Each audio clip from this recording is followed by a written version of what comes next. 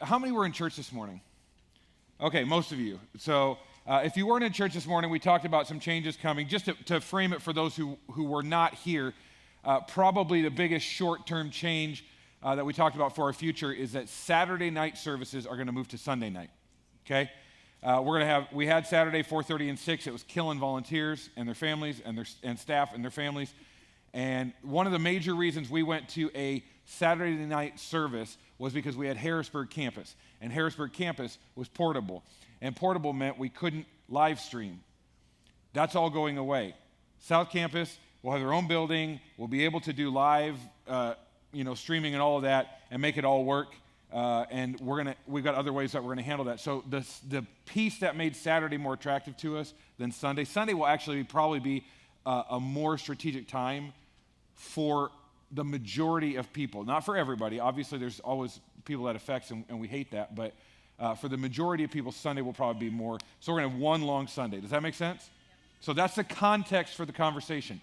Now, what is this? Oh, thank you. I didn't know. I drew it, and I was like, well, it's a crapshoot. I don't know if it's good. This one's probably hard. What's this? Yeah, see, I wrote it up there. So it's not a grocery list. This is the door, okay? Your Hy-Vee's probably not that tall and skinny, but in my head, mine is. So, all right. So if you're a farmer and you're growing the corn, how do you get your corn from your field to Hy-Vee so that it's on the shelf and we can buy it? Well, yeah, lots of steps, right? There are things that are happening between here and here that are really, really important. So you've got to harvest the corn, right?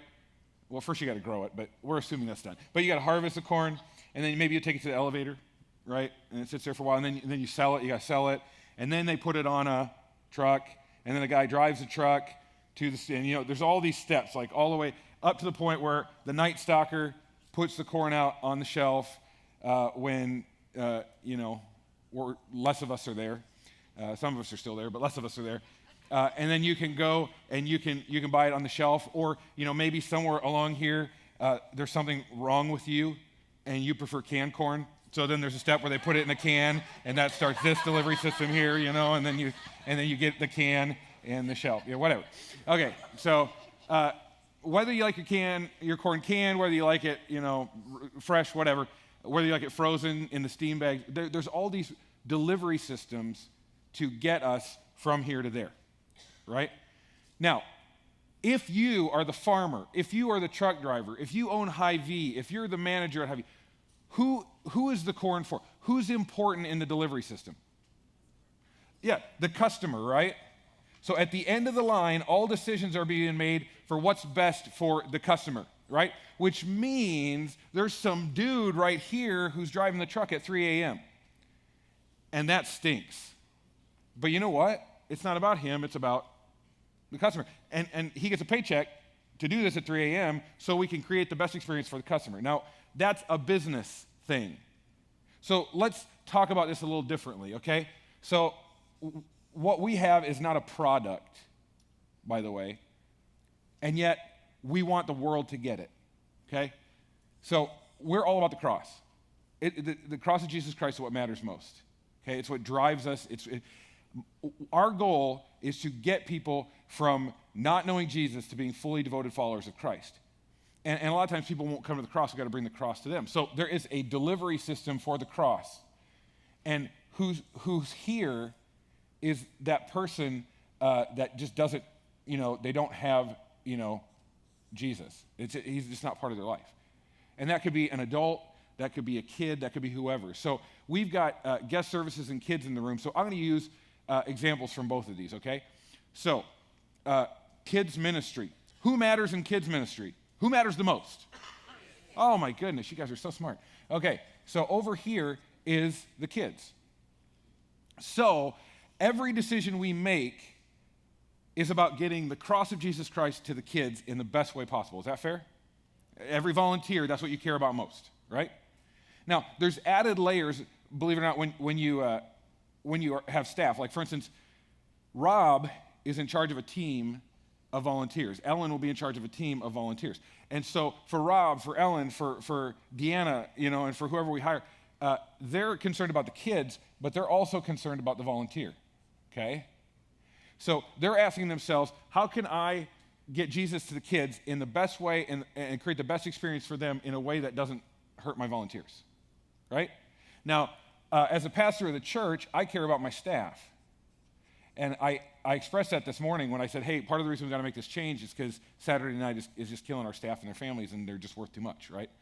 And so I'm asking, how can I create an experience that's the best for the kids, that doesn't hurt the volunteers, and doesn't hurt the staff?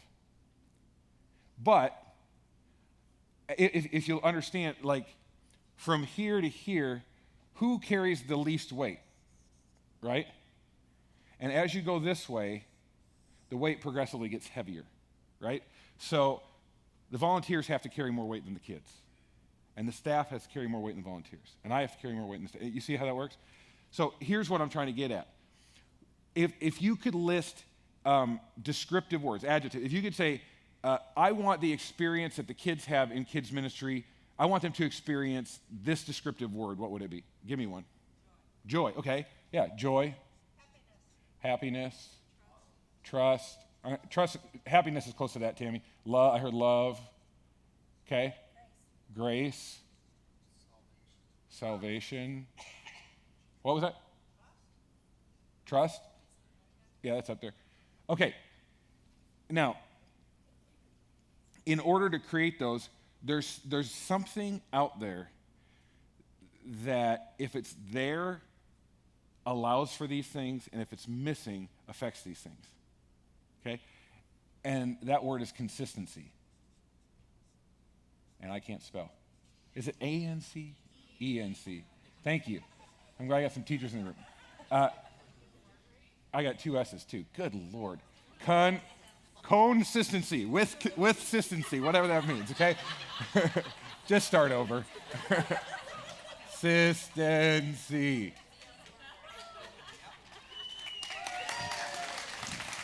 For my next trick, okay,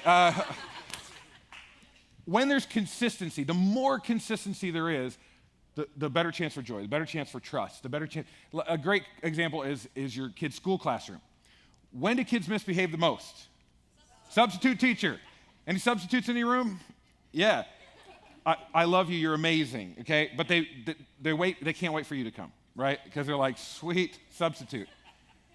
Okay, so in our current children's ministry system, we essentially have substitute teachers almost every week because there's no consistency. Does that make sense? Now, there's consistency among team leaders, and there's consistency for those who volunteer more than others, but we don't have a consistent experience for kids. It could be different people in a different room at any given time.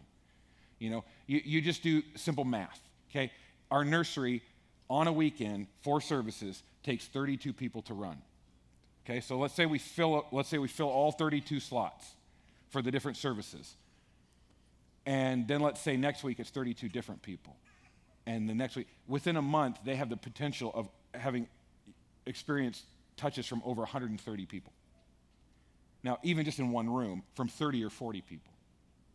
Is it, that doesn't seem to make sense, right? And so we're asking, what's the best experience for the kids?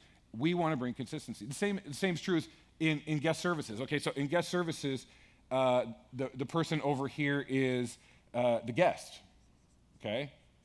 How do we create consistency for the guests so that they experience love and trust and joy and grace and salvation? How do we create consistency?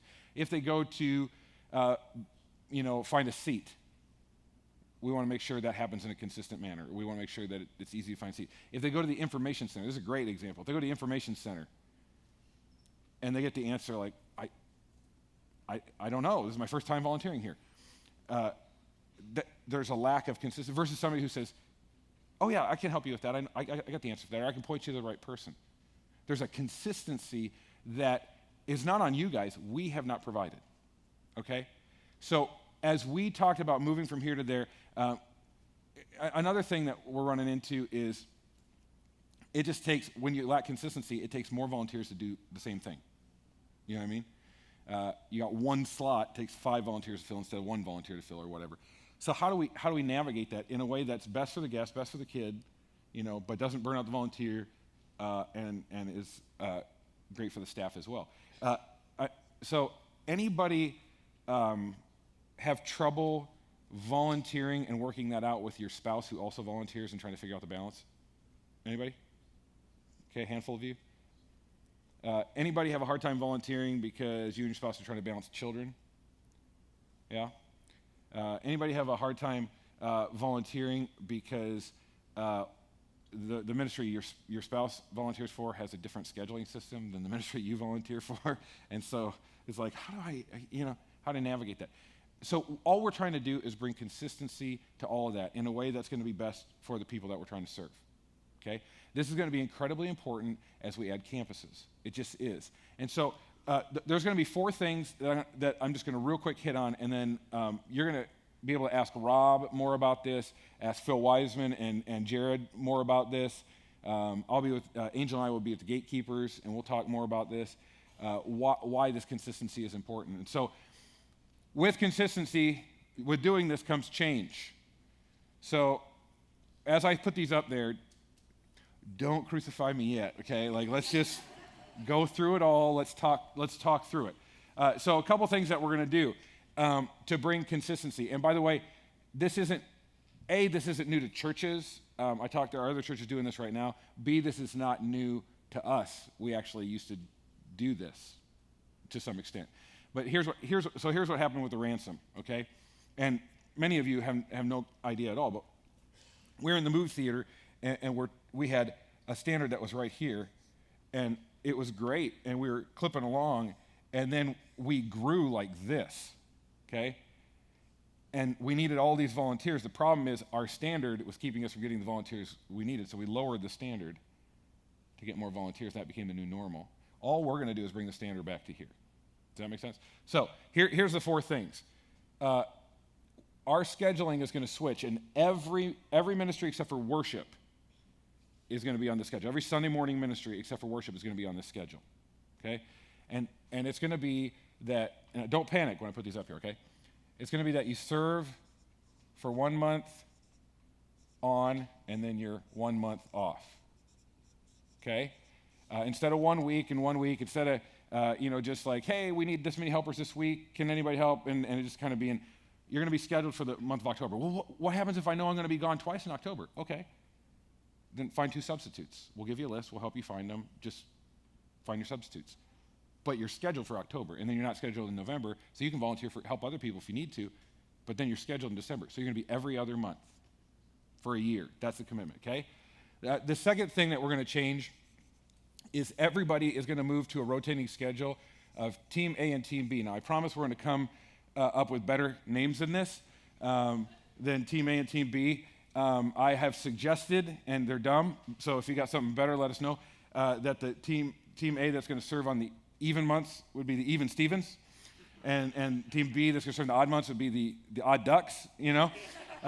I know that will drive Team B way up. Everybody want to be an odd duck, but what this is going to create is a dynamic where you go, well, my spouse and I like to serve on the same months, but we're in different ministries. Okay, both sign up for Team A.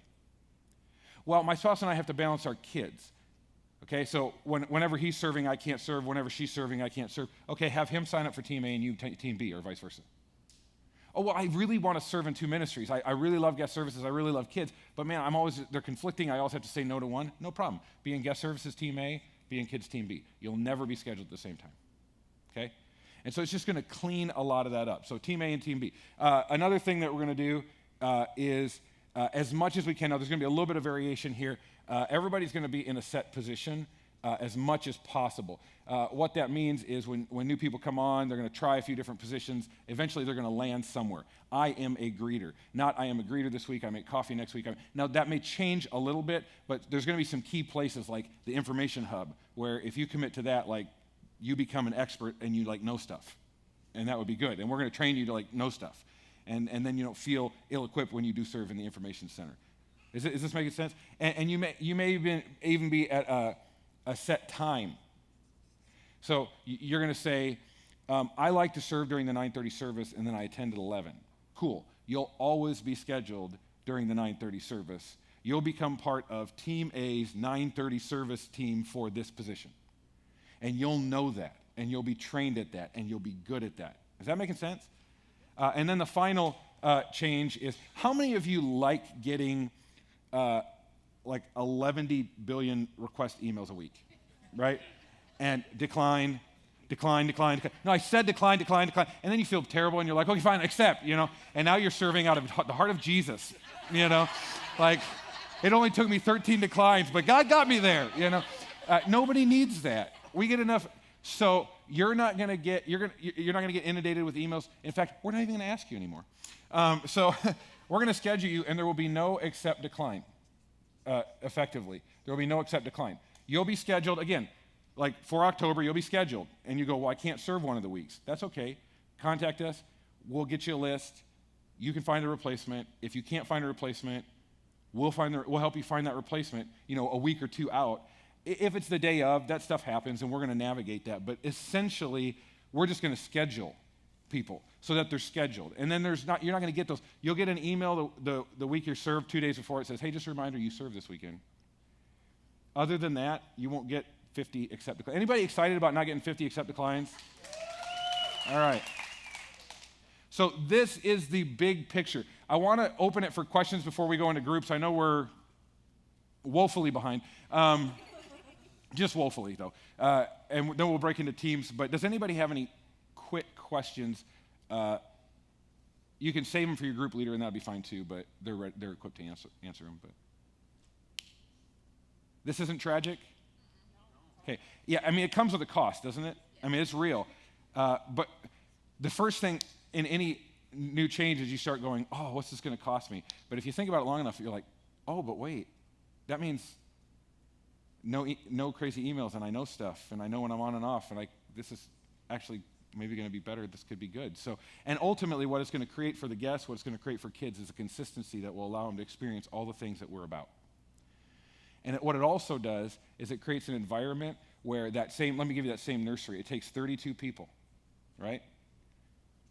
So at the end of the month, how many people is that? 32. So I put Tucker into the jungle, and instead of him being exposed to potentially 12 to 15 volunteers every month, that month he gets exposed to 2 or 3, whatever's scheduled to the room. And if he's at the 9:30 service, it's the same 2 all month. And the next month, it's a different 2, but then the same 2. So in the course of a year, 4 to 6 people. That's what Tucker experiences. He gets to know his teacher. He learns to love his teacher. He trusts his teacher. And as a parent, I'm going, heck yes. How much safer do I feel putting my kid in the hands of a nursery worker? I'm like, I know them. And that's the experience we want. And what that allows us to do then is it takes a lot less people to do the same thing, which means we can start talking about South Campus and West Campus and Sunday night and all those things. Cool?